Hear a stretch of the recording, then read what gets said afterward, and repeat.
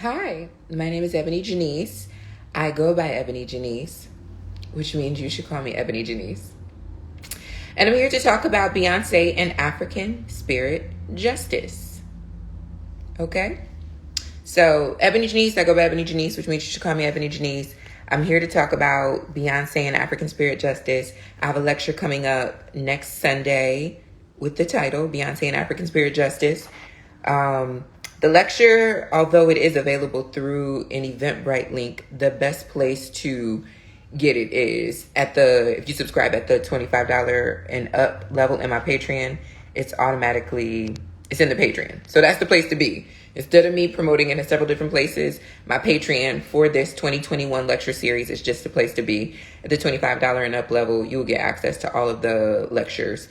The first lecture of this year was Freedom Now, Not Soon. The second lecture of this year was my Womanism lecture. And then this lecture in the month of April is Beyonce and African Spirit Justice. And again, the best place to get it is in the Patreon. So go ahead and just register for my Patreon. It's patreon.com/EbonyJanice. You can always find me pretty much anywhere at EbonyJanice. And that's the place to be. So I'm saying that, I'm going to talk a little bit about Beyonce and African Spirit Justice. I'm saying that because I'm doing this 2021 Liberation Lecture Series, and while you can come in at any point and, get in on them, there is a buildup, right? We're building towards really understanding deeply what we're imagining, what we're understanding, what we're learning for real about liberation. And the reason why I decided to create this Liberation Lecture Series is because when the Black Squares of June and July 2020 happened, basically everybody went through this, everybody became Martin Luther King overnight and it wasn't sustainable. And how I have been consistently saying that anti-racism is the bottom of the barrel.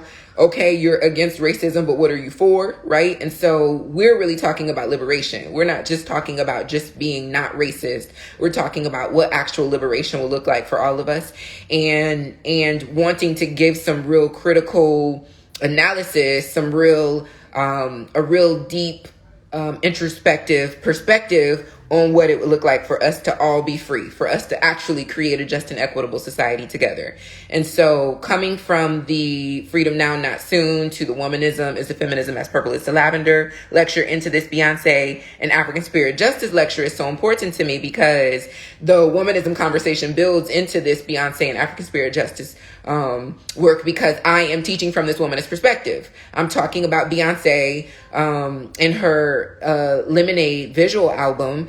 And so I'm going to tell you a little bit about where I come to this work, So several years ago when Lemonade first came out, when the visual album first came out, one of the first things that actually before the visual album came out, when Formation came out, the song and the visuals don't necessarily line up if you don't if you don't deep listen, if you don't deep, prepare for understanding what's happening in Beyonce's Formation video. But as I'm sure you've read and or seen a lot of people talking about the blackety blackness that was on display in Formation. And I remember the Super Bowl performance, and then the video came out, and then the Super Bowl performance, I remember saying very specifically, okay, this next album is about to be full of blackness.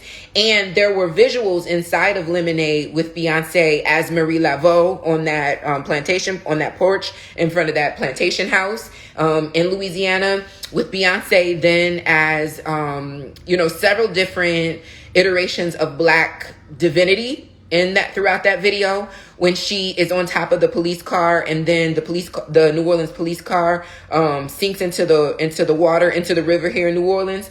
There's so much messaging in the visuals. And when I saw that video, there is actually a YouTube video somewhere of me, responding to it and talking about this.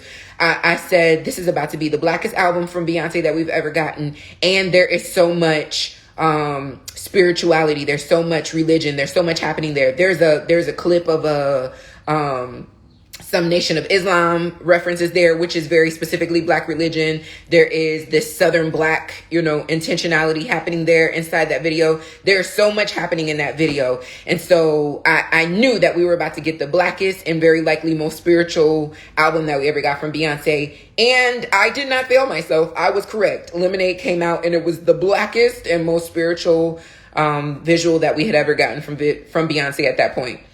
And so when it came out, I was actually in grad school when Formation came out. Mind you, Formation came out around Super Bowl. Lemonade didn't come out until April of that year.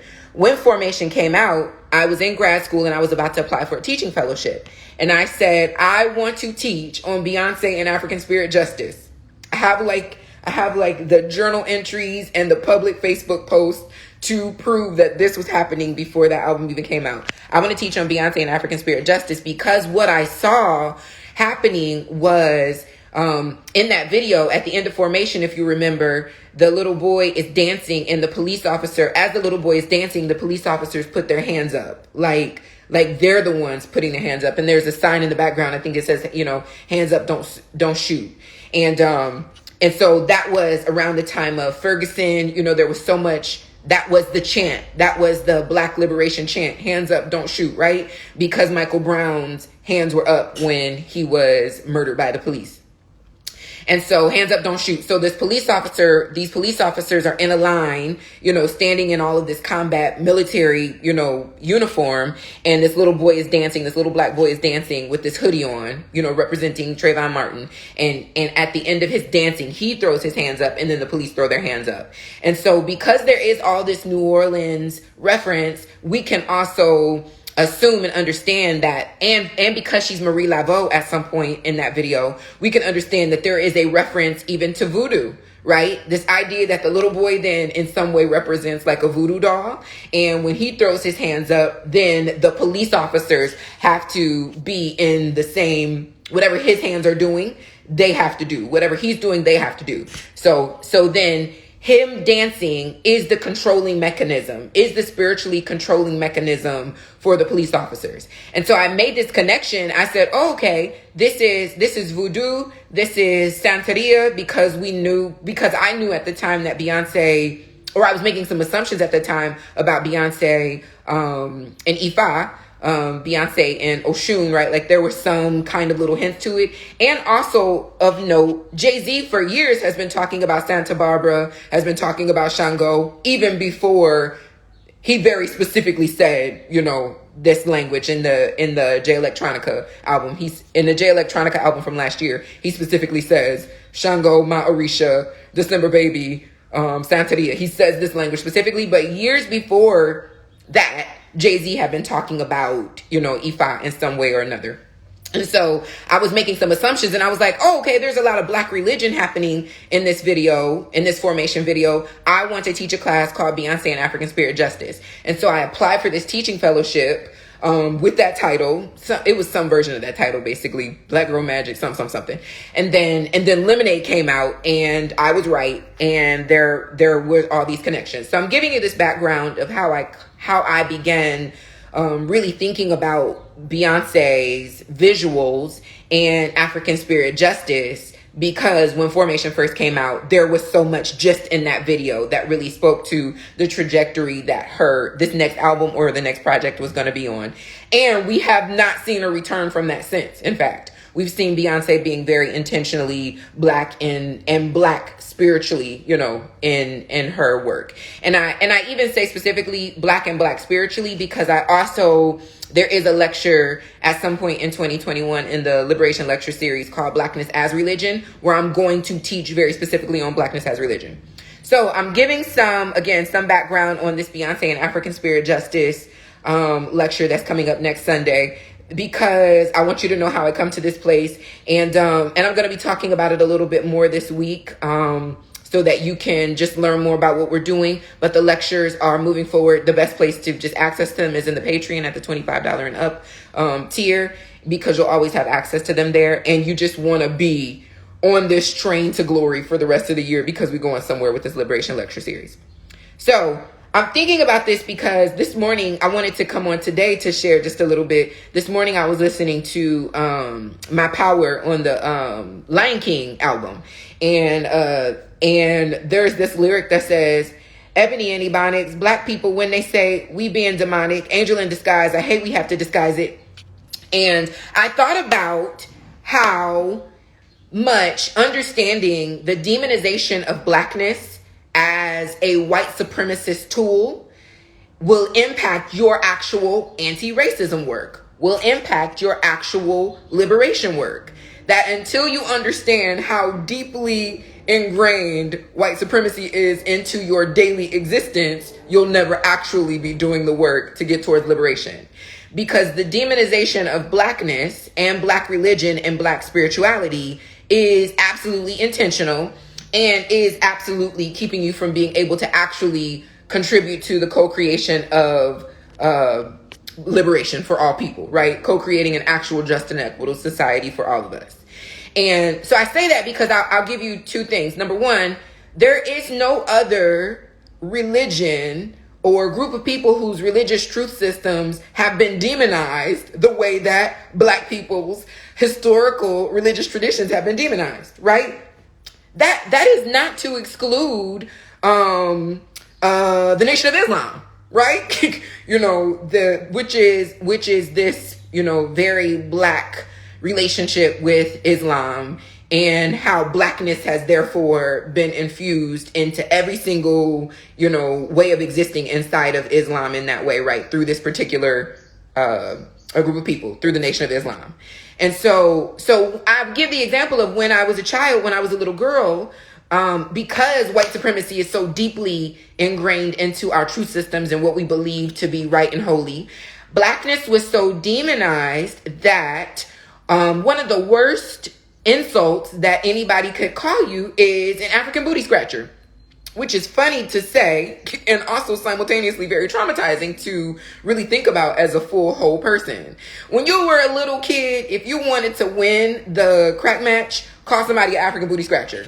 And I have been interrogating for years, for probably about 16, 17 years, I've been writing about this and thinking about this. Was the worst part the African part, or was it the booty scratcher part? What part of the John, what part of the Joan was the worst part? Right? Was it being called African? Was it being called a booty scratcher?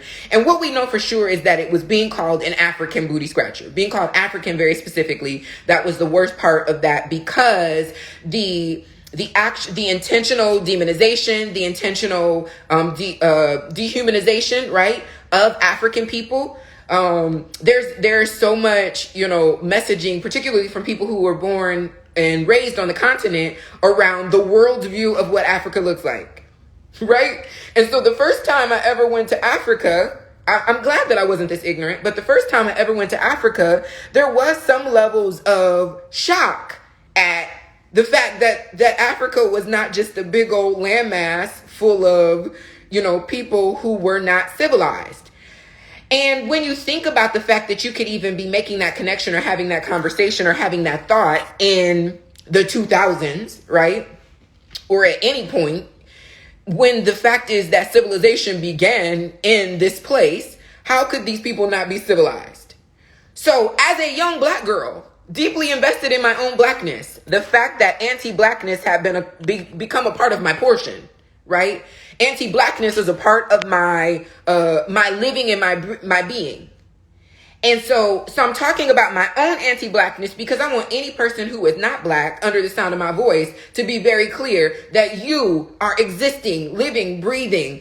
Your daily reality is rooted deeply in anti-blackness. If me, myself personally, as black as I am walking around here with these anti-black ideas and ideologies that I'm still detangling, right?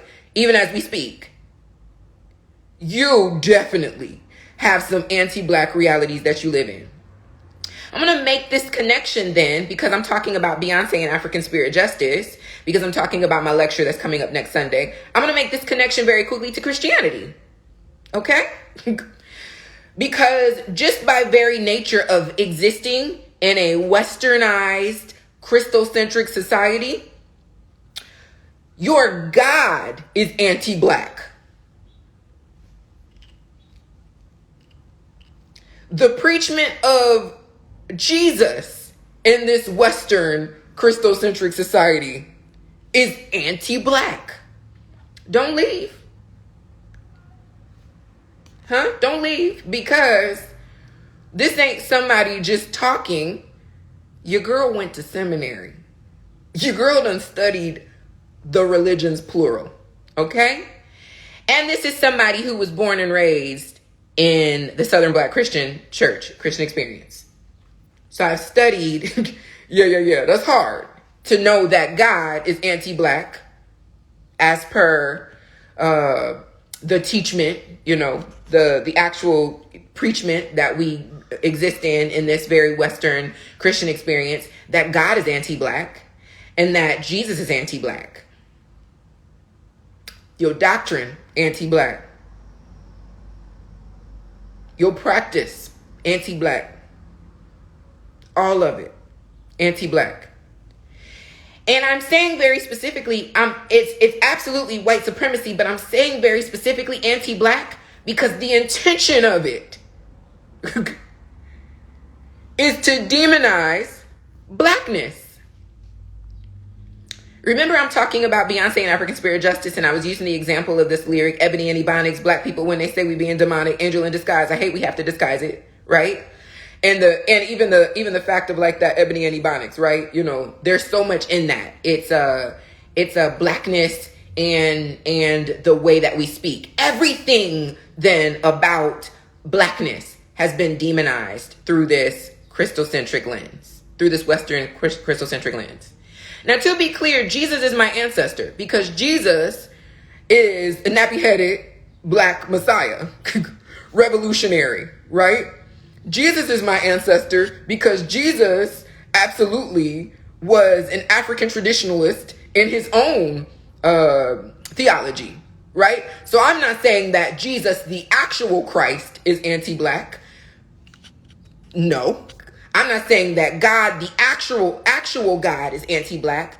I'm saying through the lens of a Western Christocentric preachment, God and Jesus are very clearly anti-black. Intentionally. So I coined this phrase years ago called the Christian demonic filter. And as I really began to think more and more about, I coined this phrase because everything was demonic. Somebody could say something to me, I'll be like, that's demonic. Everything was demonic. And being raised in a Southern Black Christian experience, it's really funny how much everything was demonized because we had all these very specific, not actually white Protestant Christian experiences. Right? So we having this very Black Christian experience, yet we calling everything demonic.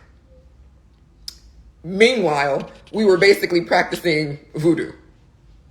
Sorry, if you come to the Beyonce and African Spirit Justice and to my Blackness as Religion lecture this year, again, you can just go through the Patreon, the $25 and up tier will get you access to all the lectures for the rest of this whole series, the whole 2021 Liberation Lecture Series. But yeah, very specifically, I'm going to be teaching in both this Beyonce lecture and my Blackness as Religion lecture on how Southern Black Christianity is basically just voodoo. It's basically just Santeria. It's basically just Ifa. It's basically just Candomblé. It's basically just, Yoruba religion. Okay? And we know that because so many of our traditions, I use the example of when I was growing up as a young Black girl, when you got your hair combed, you had to be the one to properly dispose of your hair. Meanwhile, we had a whole Christian demonic filter, right? But we had language around not letting anybody have access to your hair. That is voodoo. That is very, very specifically voodoo. So how we would demonize voodoo while practicing voodoo through our very Black, Southern Black traditions is the proof of how much our Blackness has been demonized, because we cannot separate ourselves from our Black practices and traditions.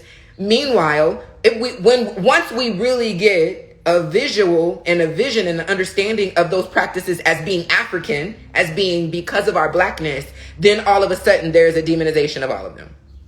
right? So you can't let anybody, grew up this way, you can't let anybody, you get your hair combed, you got to be the one to dispose of your hair, and or your mother will burn the hair on the stove, right? The idea around a reincarnation is, from a Christian demonic filter perspective, is demonized. Reincarnation, that ain't of God. That ain't in the Bible nowhere. Wait a minute. Well, it is. Little fella named Elijah. Right? But also, even if your preachment, because it is white and centered in whiteness, does not interpret, Elijah, Jesus, right? Doesn't interpret that as reincarnation, this returning. Okay. Meanwhile, here we are, black people, whole Christians, and the door can blow open, and your mama will be like, that's my daddy. Come on in, daddy. Ma'am, that is some kind of belief system in the spirit, in the eternal, in a reincarnated form. That baby got an old soul. How, if you don't believe in reincarnation, right? So our blackness has absolutely, just the practice and existence of our blackness has absolutely linked us eternally, linked us forever to our spirituality, to African, to black, blackness as religion. But the Christian demonic filter, right? Western Christianity preached through this very Western lens, because I'm not talking about African spirituality, African Christianity, the Christianity that existed on the continent of Africa before it was ever here, ever in the hands of any European person using it as a violent tool against black people in the world, right? I'm not talking about, again, the radical revolutionary nappy-headed Jesus Christ. I'm talking about the version that was formed to create this division very intentionally. Okay? And so I wanted to start, because this lecture is coming up Sunday, I just wanted to, just have some conversations this week.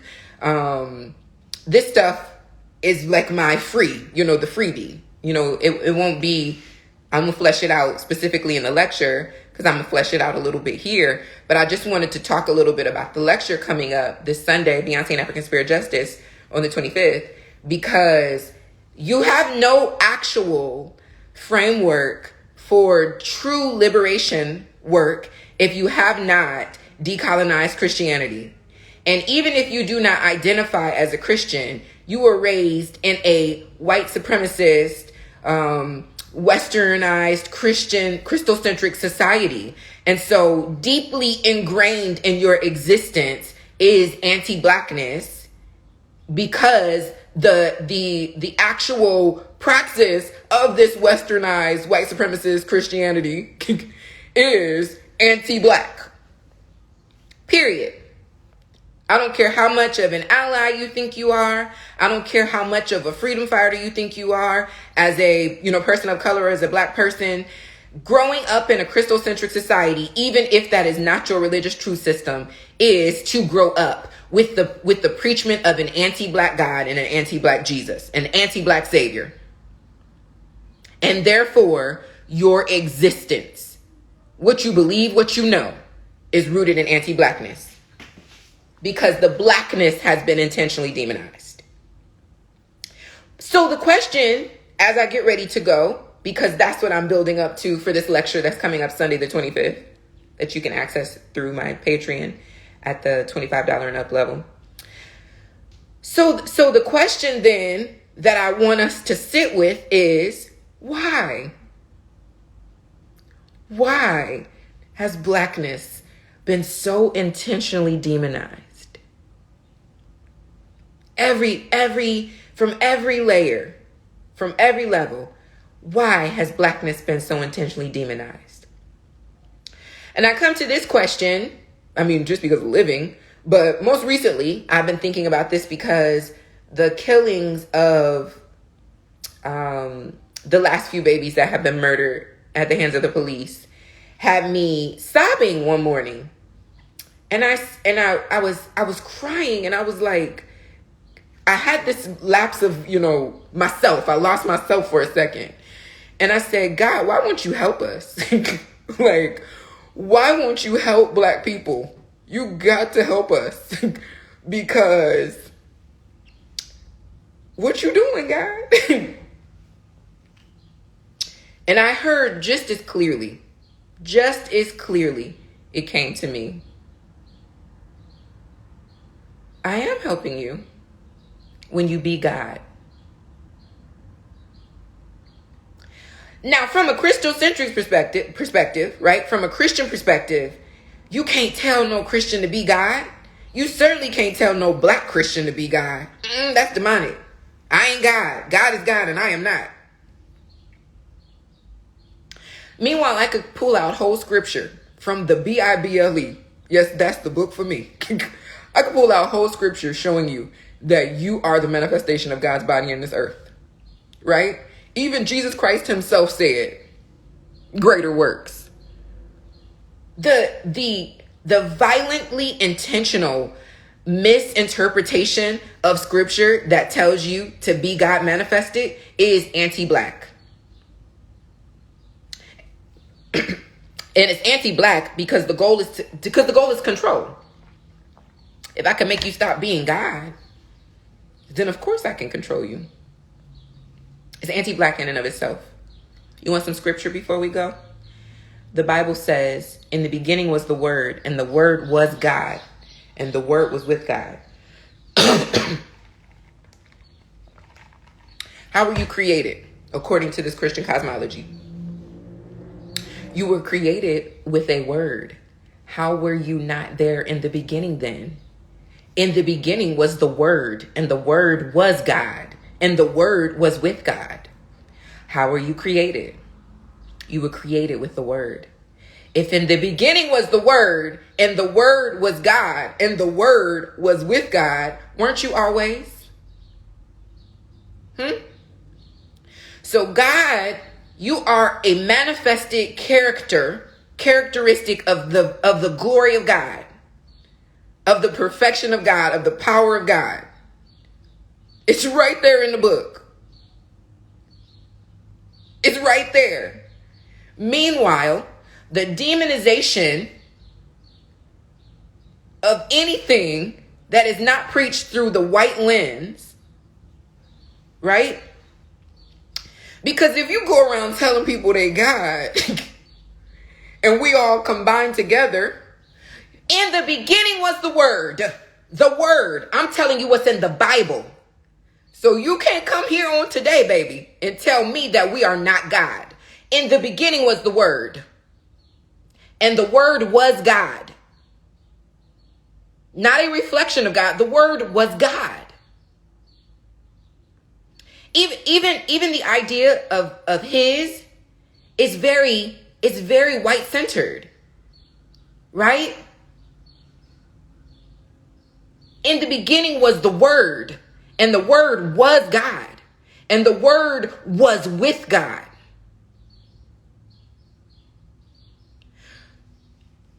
I'm just going to tell you what's in the text.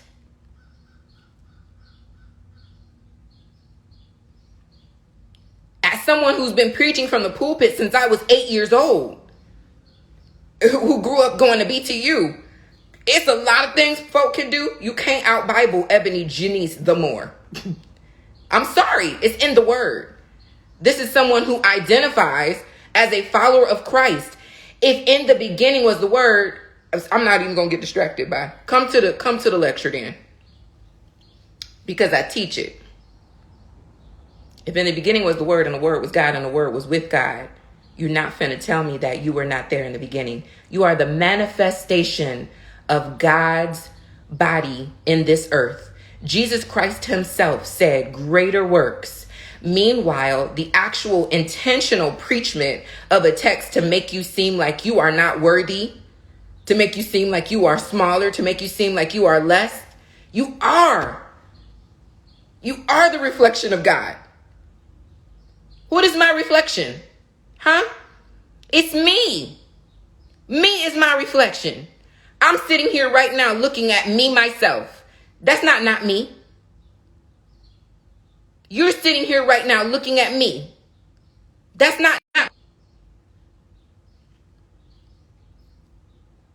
So that's it. That's it. That is the point of Jesus Christ. Why would God wrap himself in flesh? What's the point of God in the flesh? Huh? What's the point of God in the flesh?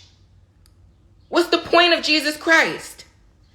To wrap himself, God wrap himself in flesh and come to this earth to show us what it looks like to be God in human form.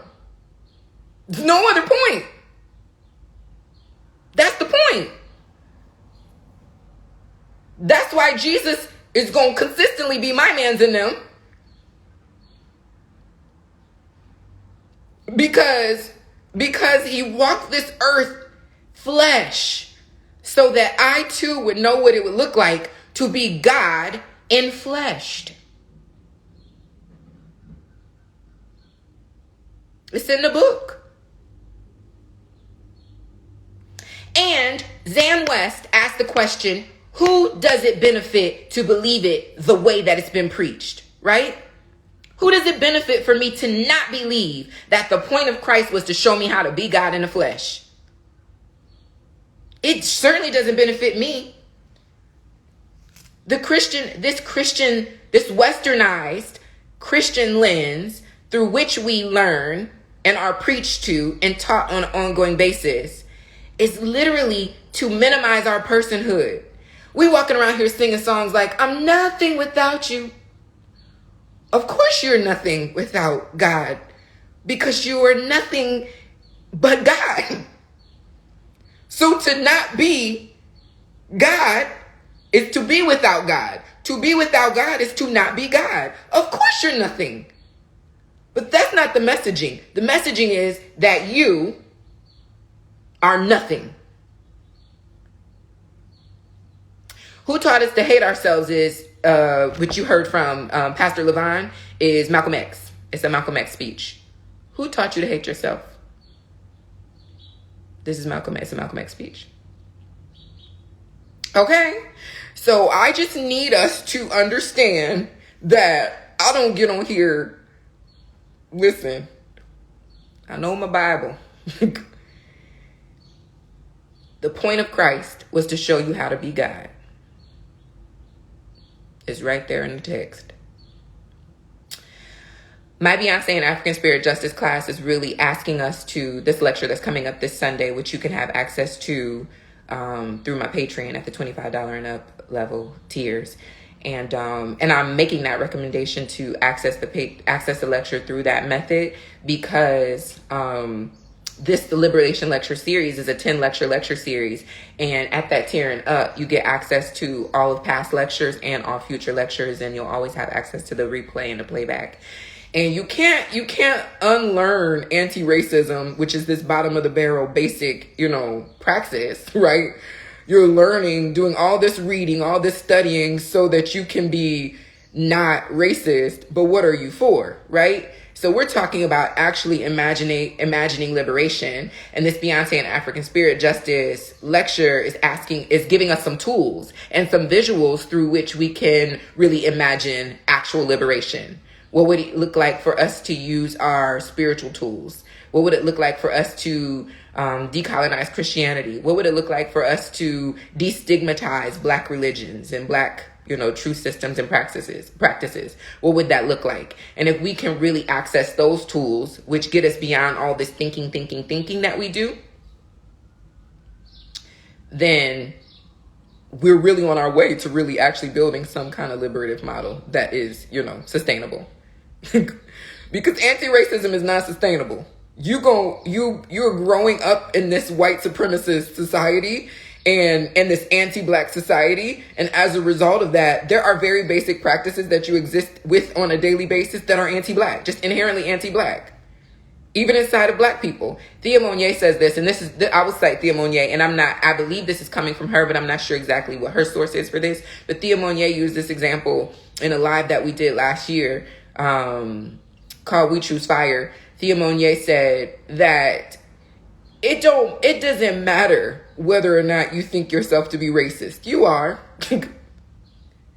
You are. You're racist. You're anti-black. It doesn't matter if you think that you're not. You absolutely are, my love.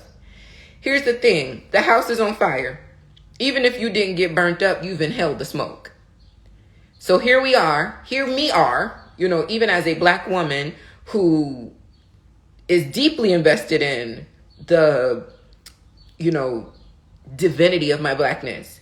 And even I, because I'm, have been existing in this house that's been on fire, even I have these anti-black realities that I'm undoing and detangling as we speak.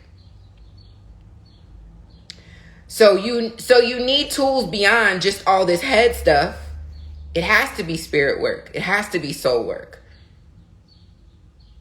You see how hard it is that even in the midst of, listen, I have a degree in cultural anthropology, political science, and a master's of art and social change with an emphasis on spiritual and religious leadership, womanist theology.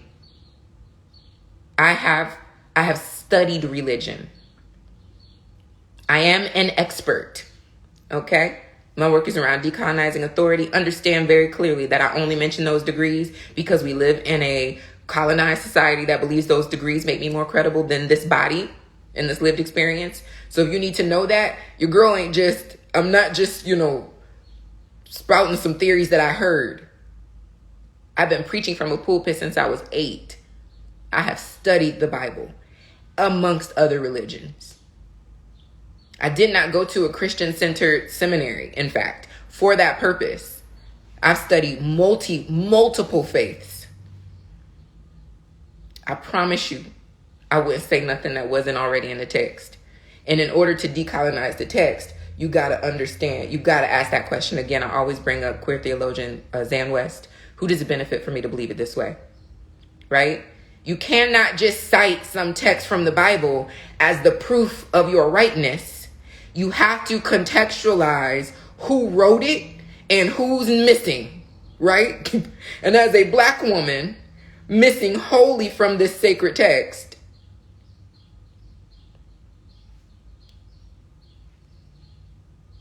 you're not going to be able to tell me that God wasn't thinking about black women when the text was wrote.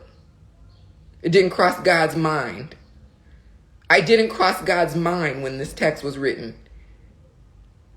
God said all God had to say in this text and left me out. Me, myself, personally? Nah. Therefore, I get to question this text.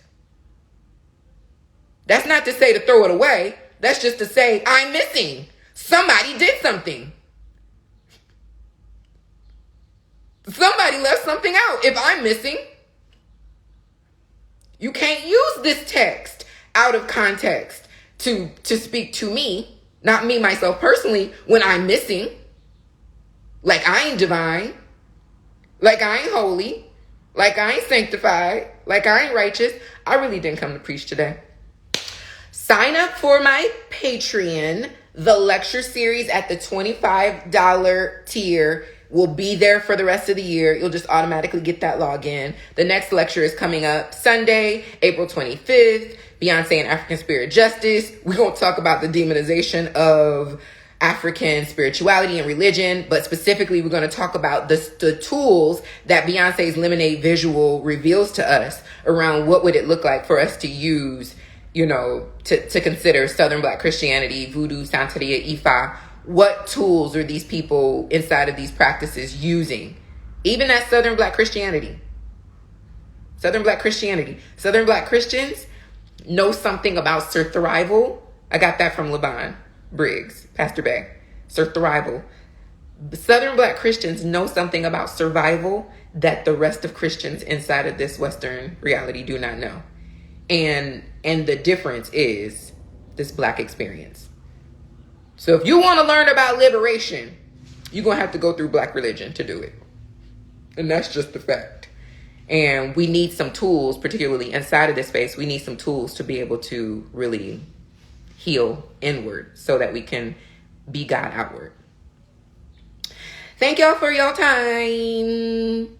Y'all can share this live when it posts and invite your friends and your families and your enemies. Bye.